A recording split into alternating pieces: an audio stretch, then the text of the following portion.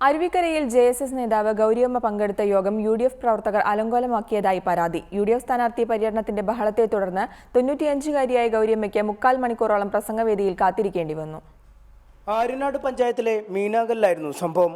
താൻ പ്രസംഗിക്കാനെത്തിയപ്പോഴേക്കും യുഡിഎഫ് പ്രവർത്തകർ റോഡ് കൈയടക്കി പരിപാടി അലങ്കോലമാക്കുകയായിരുന്നു. പിന്നീട് 3/4 മണിക്കൂറിന് ശേഷമാണ് പ്രസംഗിക്കാൻ കഴിഞ്ഞത്.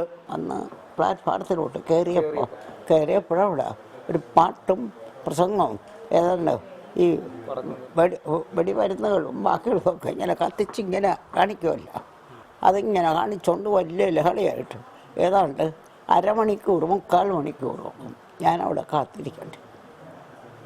അതങ്ങനെ ലഹള. അവർ യോഗം വരികയാണ്, സ്ഥാനാർത്ഥിക്ക് സ്വീകരണമാണെന്നും പറഞ്ഞാണ് തുടങ്ങിയത്.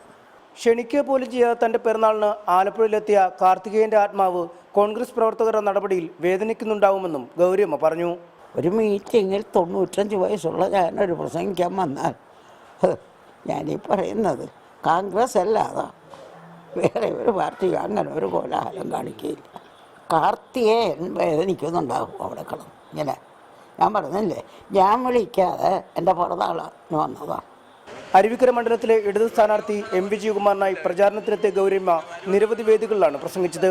പരിപാടികളിലെ ജനക്കൂട്ടം വർദ്ധിച്ചതോടെ കൂടുതൽ യോഗങ്ങളിലും ഗൗരിയമ്മ പങ്കെടുക്കും. റിപ്പോർട്ടർ, അരുവിക്കര.